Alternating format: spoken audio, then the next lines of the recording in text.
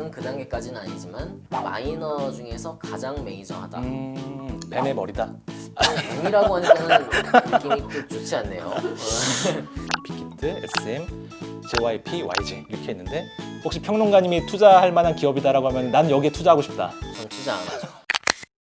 네, 그 다음 질문은 사실 조금 그 하기가 두렵긴 한데 계속 누누이 말씀드리지만 제가 이렇게 문알못이라 K-팝이 주류 문화가 됐나 이런 생각이 좀 드는 게 예를 들면 그 지금 해외에서 K-팝을 좋아하는 K-팝 팬덤들의 이미지는 어떤가? 영화 저스티스 리그인가요? 거기 보면은 그 플래시맨의 캐릭터가 약간 너드 캐릭터로 나오는데 영화 한 장면에 그 플래시맨이 그 블랙핑크 그 마지막인 것처럼 그 노래를 듣는 그 장면이 나오더라고요. 약간 미국에서는 K-팝을 좋아한다고 하면 좀 찐따 아니야? 약간 이런 이미지가 좀 있었지 않았나?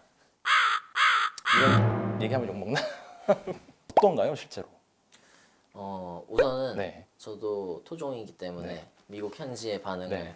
생생하게 전할 수는 없다. K-팝이 이제 주류 문화인가? 라는 질문을 하셨는데 네. 아직은 주류 문화라고까지 보기는 어렵다. 그렇지만 이제 방탄소년단의 노래가 라디오에서 나오고 뭐 네. 블랙핑크의 노래가 라디오에서 나오고 이런 거는 맞아요. 스트리밍 차트에서도 순위를 올라가고 그런 걸 보면은 일각에서 이제 그럼 이제 K-팝도 미국에서 하나의 주류 음악, 뭐 주류 문화 뭐가 된 게 아닌가 하는 얘기를 하시는데 아직은 그 단계까지는 아니지만 마이너 중에서 가장 메이저하다. 뱀의 머리다. 뱀이라고 하니까는 느낌이 또 좋지 않네요.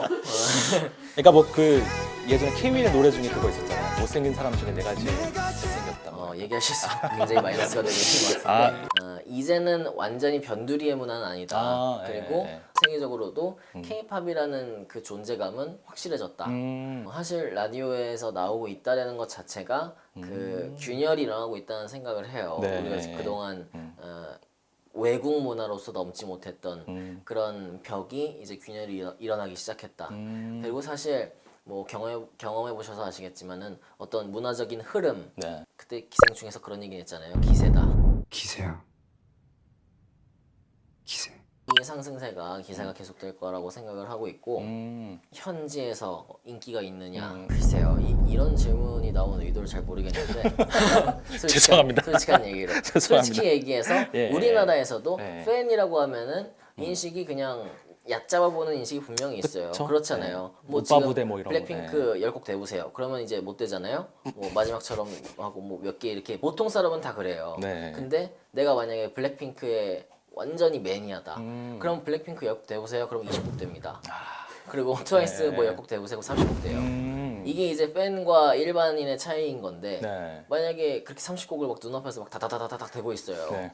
보통 사람 입장에서 네. 야, 쟤 무섭다. 소름 돋는다? 네, 그런 아.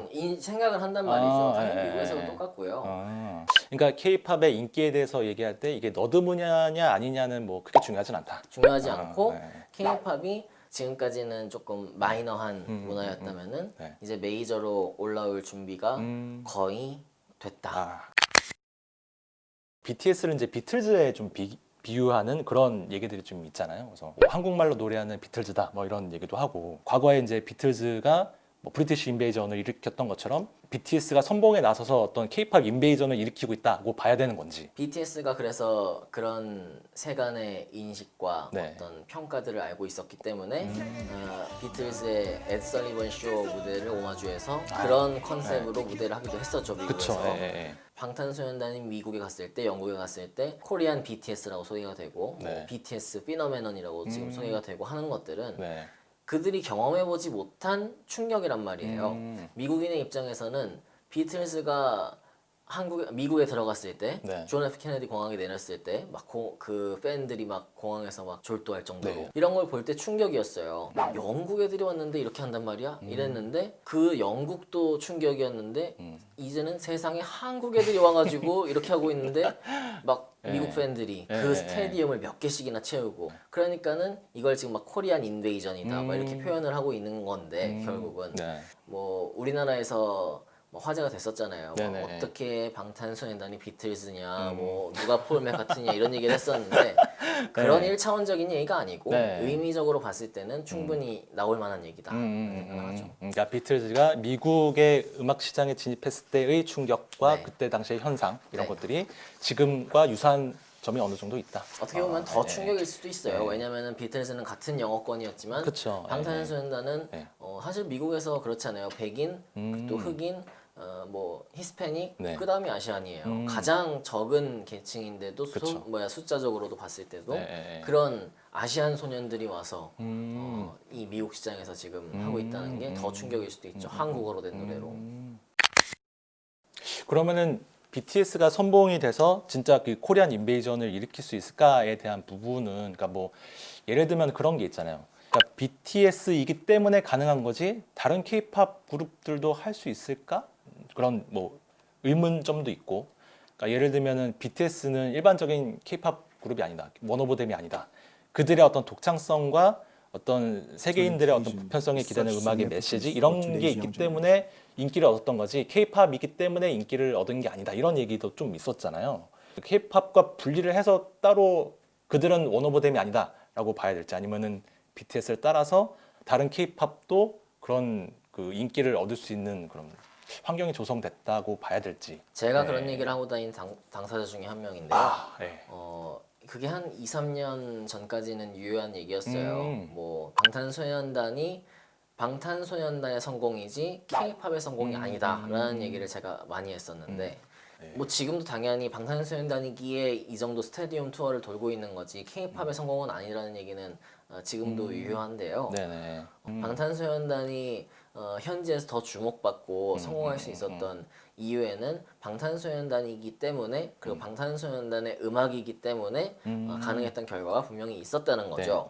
이게 지금 몇 년 동안 계속되면서 방탄소년단을 어쨌든 소개할 때는 K-팝이라고 소개를 한단 말이에요. 네. 현지에서 소개할 때. 네네. 그러면은 도대체 K-팝이라는 게 뭔데? 그러면은 차세대의 방탄소년단은 또 누군데?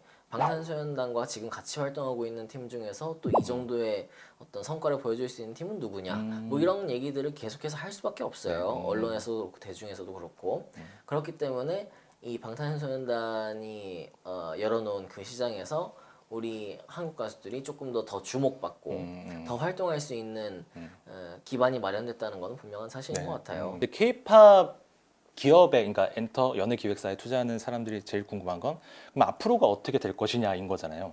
그러니까 K-팝의 미래하고도 좀 결부가 돼 있는 것 같은데 K-팝 그룹들도 지금 여러 가지 다양한 변형이나 시도들도 있잖아요. JYP 같은 경우에는 최근에 이제 니쥬를 데뷔 준비시키고 있고 그리고 SM도 뭐 NCT라든지 뭐 NCT에서 뭐 유닛 중에 뭐 웨이브라든지 뭐 이런 그러니까 한국인이 아닌 외국인들로만 구성된 K-팝 그룹 그리고 한국어로 노래 부르지도 않는 K-팝 그룹이 만들어지고 있는 그런 상황이 된 건데 유튜브를 보는 시청자들은 또 그런 거에 굉장히 민감한 게 있어요. 네. 이름 같은 거. 아. 웨이브이가 아니고 웨이션 V입니다. 이거 틀렸을 때 또 신상의 위협이 생길 수 있고 K-팝의 미래에 대한 얘기를 해달라. 제가 물어보살이 아니기 때문에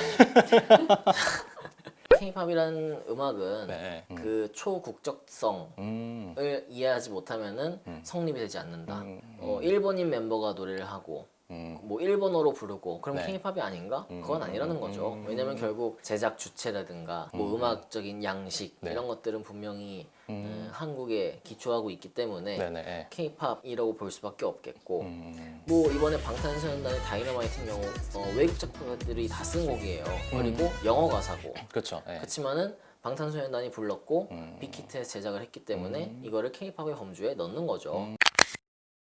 사실 뭐 이제 적극적으로 해외 진출을 시도를 했고 그게 어느 정도 좀 결실을 맺고 있는 단계에 와서 그러면 앞으로 이 현상이 언제까지 계속 지속될 수 있을지에 대한 의문이 좀 있더라고요. K-팝이 어떻게 보면 좀 한국의 대중음악 중에서도 아이돌 음악에 국한된 정의이고 그리고 그런 아이돌이 어떻게 보면 우리나라에서 연예 기획사가 기획된 하나의 상품이라고 봤을 때 이런 상품으로서의 아이돌, 그런 상품으로서의 K-팝이 앞으로 세계 시장에서 계속 인기를 얻을 수 있을까에 대한 의문들이 계속 들더라고요. 그냥 K-팝이 지금 인기가 있잖아요. 세계적으로 또 활약을 하고 있고 네. 뭐 지금 앞으로 나갈 팀도 많고 이미 잘 되고 있는 팀도 많고 더 잘 될 팀도 많아요.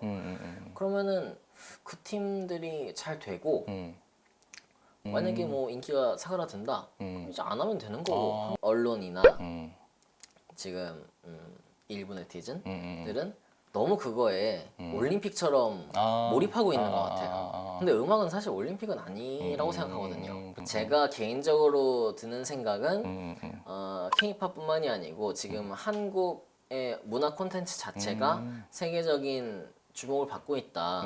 한국의 드라마들 지금 뭐 넷플릭스 종합 랭킹을 봤을 때 청춘 기록이 뭐 10위권 안에 들어가고 그리고 뭐 킹덤이 뭐 세계적인 인기를 얻고 이러고 있어요. 그리고 먹방이라는 것도 엄청난 인기를 얻고 있단 말이죠. 그쵸? 네. 카디비가 막 먹방 얘기를 하더라고요. 먹뱅 이렇게 얘기. 한국이라는 나라의 문화 이런 게 지금 문화 소비의 주체, 그 이제 주역이라고 할 수 있는 글로벌 1020에게 네. 굉장히 많은 주목을 받고 있다.